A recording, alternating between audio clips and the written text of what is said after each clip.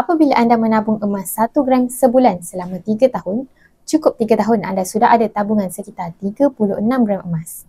Harga emas hari ini adalah sekitar RM560 per gram. Bermakna, nilai 36 gram sekarang adalah sekitar RM20,000. Anda boleh lihat data ni yang mana harga emas naik setinggi 28% pada tahun lepas dan setinggi 768% selama 20 tahun. Ini menunjukkan kenaikan harga emas ni lebih baik berbanding platform simpanan yang berisiko rendah seperti ASB, tabung haji dan fixed deposit. Antara matlamat yang sesuai untuk simpanan dalam bentuk emas adalah simpanan dalam jangka masa panjang, iaitu sekurang-kurangnya 2 tahun. Contohnya, simpanan untuk membeli rumah, untuk tunaikan haji, untuk dana persaraan dan pendidikan anak-anak. Publigold memberi kemudahan kepada semua peringkat umur untuk simpan emas tanpa sebarang caj tambahan.